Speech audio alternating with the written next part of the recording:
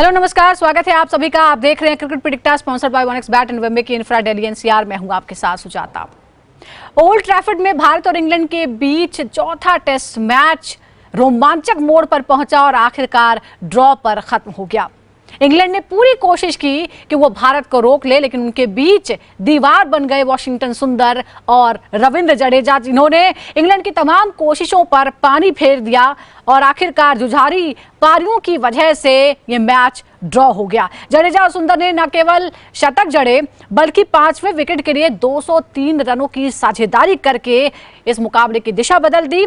इस तरह जडेजा और सुंदर की ऐतिहासिक साझेदारी ने 89 साल पुराने कारनामे को दोहरा दिया है। क्या है वो कारनामा, ये भी आपको बताते हैं। दरअसल 1936 में पहली बार भारत और इंग्लैंड के बीच ओल्ड ट्रैफर्ड के इस मैदान में मुकाबला हुआ था। वो पहला मैच था। वाशिंगटन सुंदर ने जैसे शतक लगाया, वैसे ही 203 रनों की साझेदारी करके विजय मर्चेंट और मुश्ताक अली ने 1936 में ऐसी ही साझेदारी की थी। उस मैच में भी विजय मर्चेंट और मुश्ताक अली ने बल्ले से शतक लगाए और 89 साल बाद जडेजा और सुंदर ने भी ऐसा ही कुछ करके दिखाया है। इस तरह संयोग यह है कि क्रिकेट इतिहास में ये एक और बार दोहराया गया है, जिसमें न सिर्फ रिकॉर्ड बने हैं बल्कि वेन्यू वही है और पार्टनरशिप भी लगभग वैसी ही है और वक्त भी लगभग वैसा ही है। वो भी जुलाई का आखिरी सप्ताह था। अब आपको बताते हैं कि हुआ और क्या। इंग्लैंड ने इस मैच में 257 ओवर फेंके, फिर भी भारत ने 425 रन का स्कोर बनाया, वो भी सिर्फ 4 विकेट खोकर।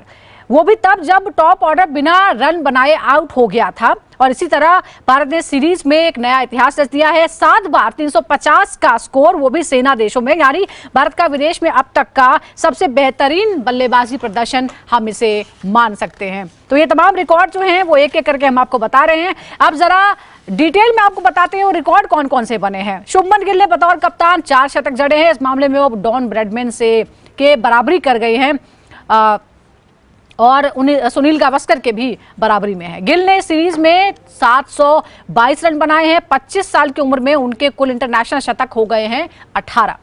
भारत ने इस सीरीज में कुल 11 शतक जड़े हैं। किसी भी विदेशी सीरीज में अब तक ये सबसे ज्यादा शतकों की संख्या है। भारत का लगातार 7 बार 350 प्लस का स्कोर विदेशी जमीन पर टेस्ट इतिहास में सबसे ज्यादा है। 4 भारतीय बल्लेबाजों ने एक ही टेस्ट सीरीज में 400 प्लस रन बनाए हैं। शुभमन गिल 722, केएल राहुल 511, ऋषभ पंत 479 और रविंद्र जडेजा 454 रन उन्होंने बनाए हैं। अगर हम जडेजा की पारियों की बात करें, सर जडेजा क्यों कहते हैं, ये एक बार फिर उन्होंने साबित कर दिया है। लॉर्ड्स में आपने देखा होगा किस तरह से उन्होंने संघर्ष किया, लेकिन वो हार से टीम को नहीं बचा पाए थे। लेकिन ओल्ड ट्रैफर्ड में जो उन्होंने किया है, जो मैच ड्रॉ हुआ है, ये शायद जो ड्रॉ है उसकी जो खुशी है वो किसी जीत से कम नहीं है, क्योंकि वैसा ही कुछ किया रविंद्र जडेजा ने। 6 पारियां जो कुल उनकी दिखाती हैं वो 107, 20, 61, 72, 69 और 89, यानी लगातार मैच विनिंग परफॉर्मेंस उन्होंने दी है। साथ ही नंबर 6 या उससे नीचे खेलते हुए भारत के लिए 50 प्लस स्कोर करने वाले वो दूसरे सबसे सफल बल्लेबाज बन गए हैं। 47 पारियों में 12 बार उन्होंने ऐसा किया है। तो यह है रविंद्र जडेजा की बात। और 2025 टेस्ट सीरीज में सबसे ज्यादा शतक तो 16 टेस्ट इतिहास में किसी भी भारत इंग्लैंड सीरीज में ये सबसे ज्यादा हैं। बेसबॉल युग में इंग्लैंड का ये सिर्फ दूसरा ड्रॉ टेस्ट है। दोनों बार ओल्ड ट्रैफर्ड में ही ऐसा हुआ है। सवाल ये उठता है कि क्या 5वें टेस्ट में अब इतिहास रचा जाएगा? क्या गिल की कप्तानी एक और सुनहरा अध्याय जोड़ पाएगी? ये तमाम सवाल हैं, लेकिन सबसे ज्यादा जो खुशी है वो है किस तरह से मैच को बाहर निकाला गया और ड्रॉ कराया गया। बात इस पर करते हैं। हमारे साथ हैं बेहद खास मेहमान स्टूडियो में मेरे साथ जुड़े हुए और इस तरह से वर्ल्ड कप विजेता टीम के सदस्य मदन लाल जी। मदन सर, बहुत बहुत स्वागत है आपका। Thank you. Madan Lal sir, ये हमने कल बहुत सारी बातें की थी, लेकिन जिस तरह का मुकाबला हुआ, मैच में बल्ले और गेंद के बीच जबरदस्त मुकाबला जो देखने को मिला, टेस्ट मैच जीता नहीं, 20 विकेट निकाले। क्या आपको लगता है कि 20 विकेट ना लेने पाने की वजह से ही ये मैच ड्रॉ पर खत्म हुआ है? लेकिन ये तो उनकी गेंदबाजी की बात है। हम भारत की तरफ से मैं आपसे जानना चाहती हूँ कि क्या आप मानते हैं कि ये जो ड्रॉ है वो किसी जीत से कम नहीं है? देखिए, भारत क्रिकेट टीम की जितनी ज़्यादा तारीफ की जाए उतनी कम है, क्योंकि देखिए 2 दिन तक वो अंडर प्रेशर खेले हैं। और देखिए, पहले दिन आपको जैसे आपको मालूम है कि 2 विकेट गिर गए, तो उसके बाद जो भारतीय टीम के ऊपर प्रेशर क्रिएट हुआ है उसको जो थोड़ा सा संभाला है केएल राहुल और सुमन गिल ने संभाला। और क्या है कि देखिए अंडर प्रेशर बैटिंग करना इतना आसान नहीं है। ये ग्रेटेस्ट इनिंग्स आप कह सकते हैं सुमन गिल की। और उसके बाद जो जितने भी ओवर थे वो खेले हैं वाशिंगटन सुंदर और रविंद्र जडेजा ने। तो ये एक जीत से कम नहीं है, बिल्कुल सही कहा आपने, क्योंकि यहाँ से मैच बचा कर ले जाना बहुत हिस्ट्री में बहुत कम ऐसा होता है कि फोर्थ इनिंग जाकर आप अपनी टीम को इतने रनों की लीड लेकर और फिर अपनी टीम को जो है उसको मैच को ड्रा करते हैं। इससे बड़ा कीर्तिमान हो नहीं सकता, क्योंकि आपने जैसे आंकड़े पढ़े हैं कई रिकॉर्ड चेंज हुए हैं। बिल्कुल। और देखिए रिकॉर्ड तो जब बनते हैं तो टूटने के लिए बनते हैं, पर जितनी ज़्यादा तारीफ की जाए तो मैं समझता हूँ कि अभी तक जितना भी क्रिकेट हुआ है इंग्लैंड में, मैं समझता हूँ कि भारत ने ज़्यादा बेटर क्रिकेट खेला। हाँ, एक बात जरूर मैं कहना चाहूँगा कि यहाँ पर वो लाइन क्रॉस नहीं कर पाई, पर हर मैच में उन्होंने बढ़त जरूर ली है। और कहीं ना कहीं ऐसा लगा कि हमें ये भारत टीम मैच जीत जाएगी, पर वो कहीं ना कहीं जाकर वो स्लिप करती चली गई। बट कल जो टेस्ट मैच हुआ है इससे बढ़िया टेस्ट मैच बिल्कुल, और भारत ने डोमिनेट किया है। हम शुरुआत में हम थोड़ा सा लग रहा था कि हम वीक हैं, क्या होगा नहीं होगा, लेकिन उसके बाद ऐसा लगा कि हम डोमिनेट कर रहे हैं। और इसीलिए वो फ्रस्ट्रेशन जो बेन स्टोक का देखा, जिस तरह से जडेजा के साथ उन्होंने झड़प की और वो कह रहे थे कि हैंडशेक करके निकल लो, ये तमाम चीजें जो हैं वो ही है। लेकिन एक और बात है, 20 विकेट जो है वो नहीं ले पाया इंग्लैंड। बेसबॉल एरा में यह सिर्फ दूसरा टेस्ट है जो ड्रॉ पर खत्म हुआ है, क्योंकि अब जो एरा चल रहा है इंग्लैंड वो सिर्फ जीत या हार में ही बदलता है। आपके मुताबिक नतीजे के पीछे बल्लेबाजी ज्यादा जिम्मेदार रही या गेंदबाजी? नहीं, बल्लेबाजी मैं कहूँगा कि इंडिया की बैटिंग ने ये सब कुछ संभाला है। और 20 विकेट वो नहीं ले पा रहे, वो उनकी गलती है, क्योंकि उनके पास बॉलिंग अटैक था। उन्होंने उनके पास जफरा आर्चर, उसके बाद वॉक और क्रेज, ये सारे जितने भी बॉलर थे एक अच्छे बॉलर, और पहले भी टेस्ट मैच में उन्होंने विकेट्स निकाले हैं। तो यहाँ तो हमें तारीफ सिर्फ इंडियन बैट्समैनों की करनी पड़ेगी, क्योंकि वो खड़े रहे। देखिए उन्होंने अपना दिखाया 45 ओवर के करीब उन्होंने खेले हैं, और बिल्कुल उन्होंने सॉलिड डिफेंस दिखाया। क्योंकि देखिए गेंद मूव कर रहा था, गेंद जा भी रहा था, गेंद हल्का सा टर्न भी कर रहा था। इन सब परिस्थितियों में भारतीय बल्लेबाजों ने बैटिंग की है, इसलिए ये मैच जो है ड्रॉ हुआ है।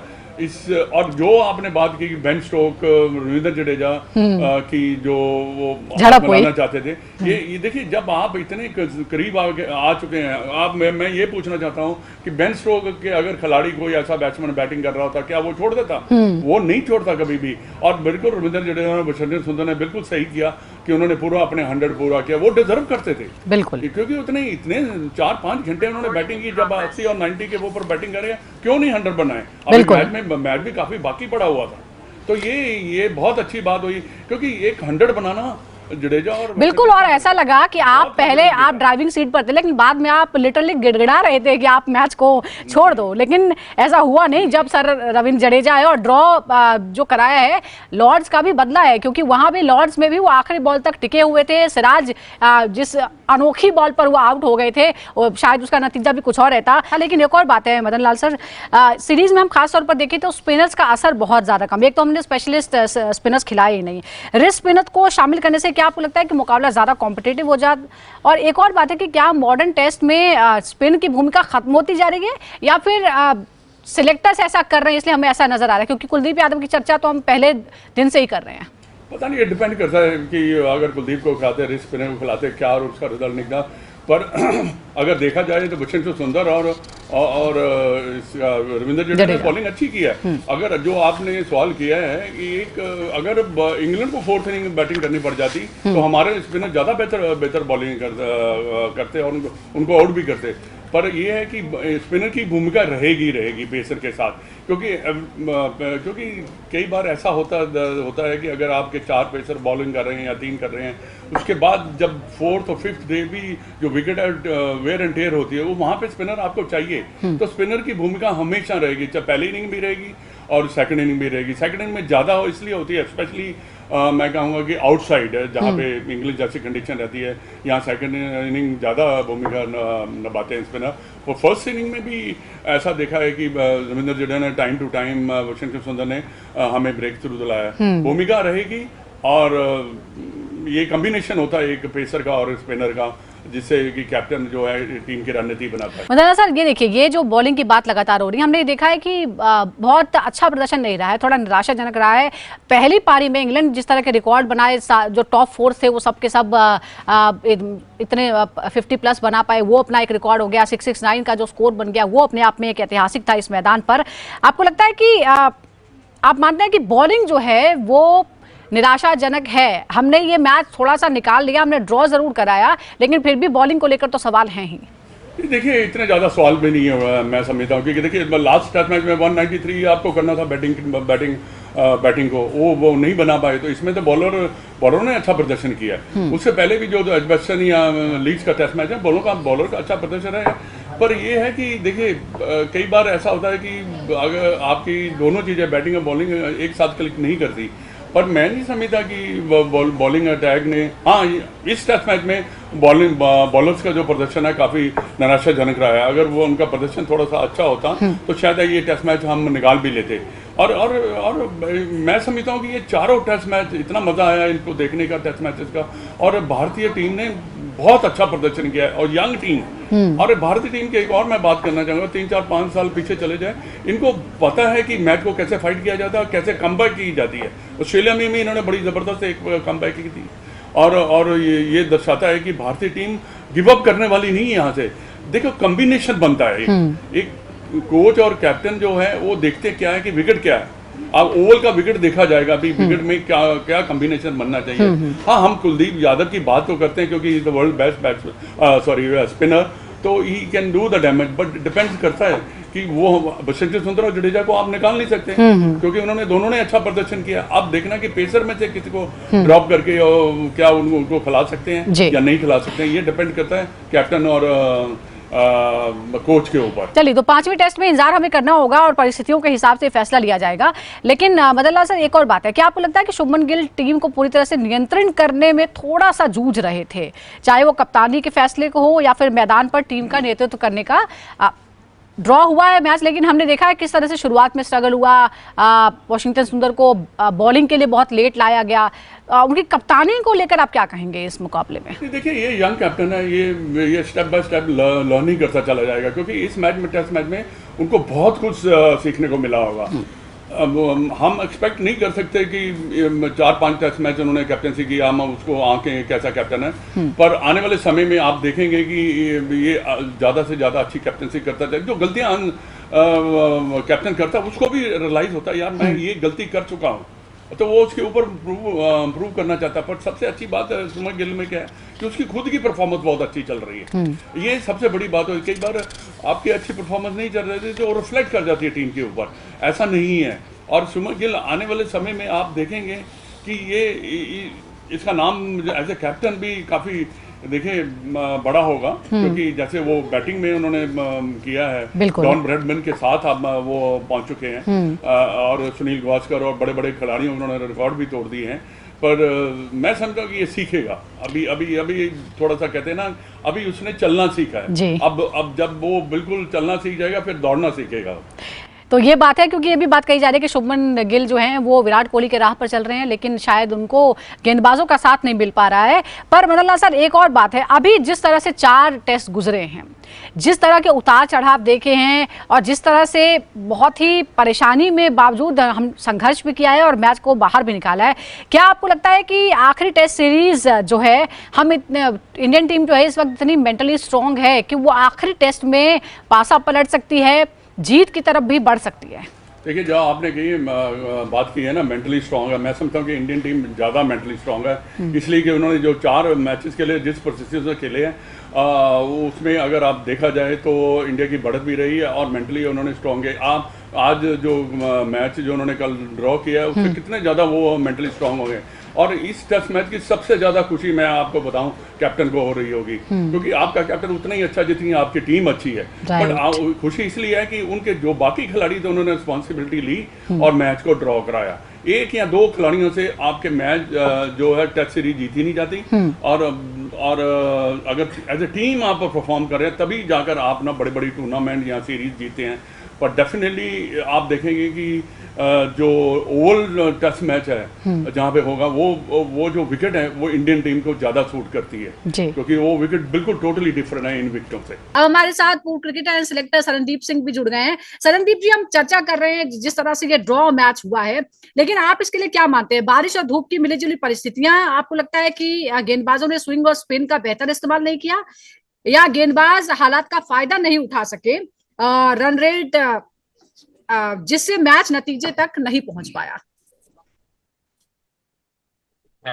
जी, पहली चीज तो ये है कि अगर आप पहले टेस्ट मैच से लेकर अभी तक देखेंगे तो इंग्लैंड का जो गेंदबाजी अटैक है वो उनकी क्रिकेट की हिस्ट्री का सबसे हल्का बॉलिंग अटैक है। इतने ऑर्डिनरी बॉलिंग अटैक है कि इनके सामने कोई भी टीम आउट नहीं हो सकती है। हर इनिंग में पहले टेस्ट मैच लेके भारत ने 400 से ऊपर रन बनाए हैं। कभी ऐसा नहीं हुआ। एक लॉर्ड्स का टेस्ट मैच सेकंड इनिंग छोड़ दे वो बात अलग है, पर उसके बाद पूरे टेस्ट सीरीज में अभी तक भारतीय टीम वॉरियर की तरह खेली है और उन्होंने डोमिनेट किया। इंग्लैंड का इस समय जो बॉलिंग अटैक है वो इतना ज्यादा कमजोर है, स्पिनर भी उनके पास है नहीं। पहले वो शोएब बशीर के साथ खेल रहे थे, वो डाले ना डाले एक बराबर है। अब डॉक्सन लाए, बट डॉक्सन ने थोड़ी कंसिस्टेंसी जरूर दिखाई है, but fast bowler Jofra Archer को छोड़े तो बाकी सब के पास वो गति नहीं है, वो पेस नहीं है। वो एक बैटिंग ऑलराउंडर्स है सारे के सारे। बेन स्टोक्स हो गए, क्रिस वोक्स हो गए, लेकिन वो सरनदीप जी, जेन्युइन क्या आपको फास्ट बॉलर लगता है नहीं कि हम जोफ्रा ये आर्चर मैच की जीत तरह। भी सकते तो थे इसलिए अगर रन ये रेट चीजें थोड़ा ज्यादा मुश्किल रहता? होनी नहीं थी। डेफिनेटली नहीं रहती तो हम जीत भी सकते थे। मैं पहले दिन से ही कह रहा हूँ कि जो दोनों टीमें अपनी बैटिंग डोमिनेट पे ही क्रिकेट खेल रही है, बॉलिंग दोनों की तरफ रन काफी जा रहे हैं। तो उसमें वो छोटी, क्योंकि उनकी बैटिंग स्ट्रांग है तो भारत की भी उतनी स्ट्रांग बैटिंग है। वो भी 600 रन बना रही है भारत भी आपके लिए। तो इसलिए यहाँ पे अब देखना पड़ेगा कि अगले टेस्ट मैच में किस तरह से आपको इंग्लैंड वापसी करती है, क्योंकि भारत ने तो टेस्ट मैच डोमिनेट कर रहा है। जहां पे लगा था कि इंग्लैंड आराम से सीरीज जीत सकती थी, अब वो आराम का काम खत्म हो चुका है। ये टेस्ट मैच कहीं ना कहीं 0 पे 2 करने के बाद फिर भी आपने 450 रन बनाए, 300 हुए, केएल राहुल का 100। हाँ, कहीं ना कहीं बता दें कि इंग्लैंड बैकफुट पे है। इस पूरी सीरीज में भारत ही डोमिनेट करता दिख रहा है आपको। लेकिन एक और बात है, हम हमेशा ये देखते रहे हैं, दशकों से जानते हैं कि भारत की जो ताकत है वो स्पिन है। और कुलदीप यादव को लेकर जो चर्चाएं हो रही हैं सरनदीप जी, इसमें भी जो 669 रन पड़े, उसमें भी ये याद आया था कि अगर कोई स्पेशलिस्ट होता तो शायद वही हमारी ताकत होती। क्या अब आखिरी टेस्ट में हम उम्मीद कर सकते हैं कि कुलदीप यादव को जगह मिले? अगर आप टेस्ट सीरीज को ड्रॉ करना चाहते हैं तो डेफिनेटली आपको कुलदीप यादव खिलाना चाहिए। अगर वो पहले टेस्ट मैच तो इस टाइम हम 3-1 से आगे हो रहे होते हैं। ये कहीं ना कहीं सेलेक्टर्स का कॉल है या मैनेजमेंट का कॉल है कि आप बल्लेबाज अब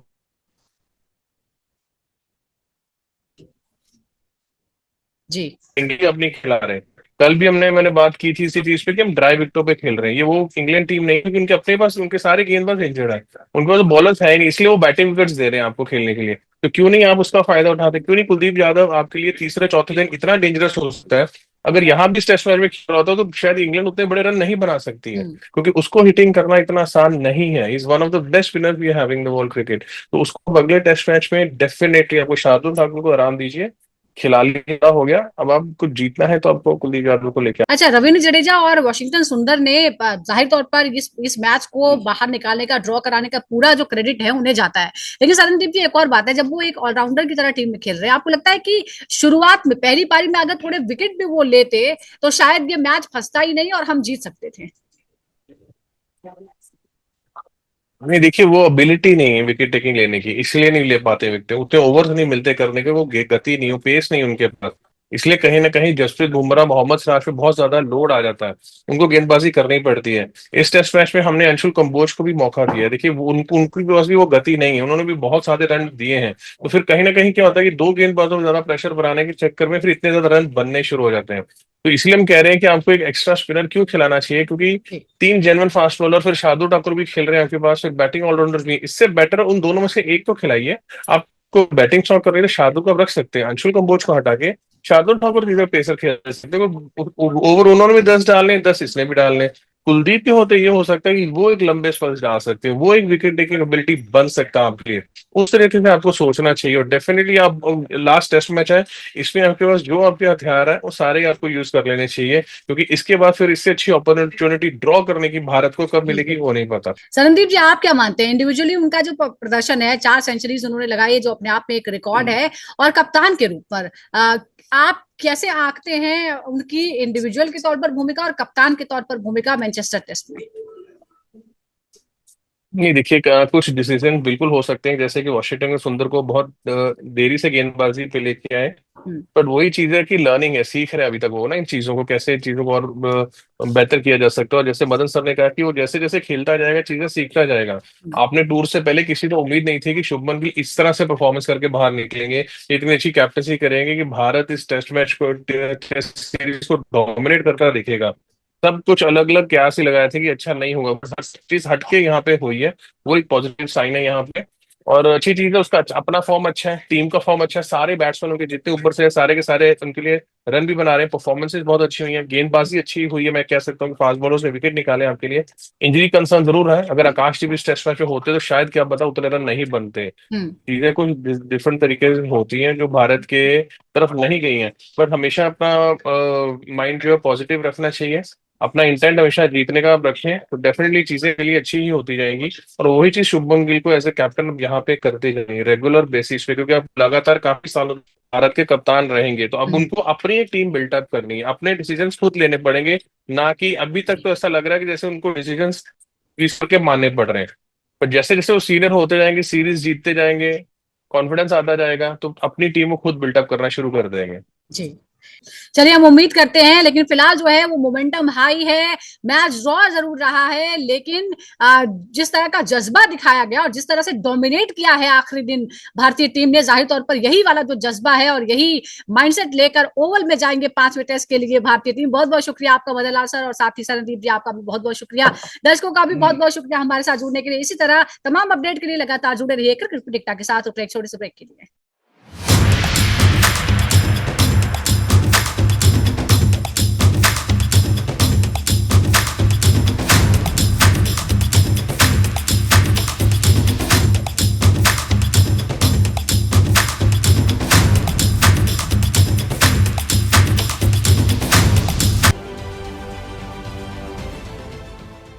देश विदेशातील प्रत्येक घडामोडींचे लाईव्ह अपडेट मिळवण्यासाठी आता साम टीव्हीच्या सर्व सोशल मीडिया प्लॅटफॉर्मला लाईक, फॉलो आणि सबस्क्राईब करा। तसंच सर्व नोटिफिकेशनसाठी बेल आयकॉन प्रेस करायला विसरू नका।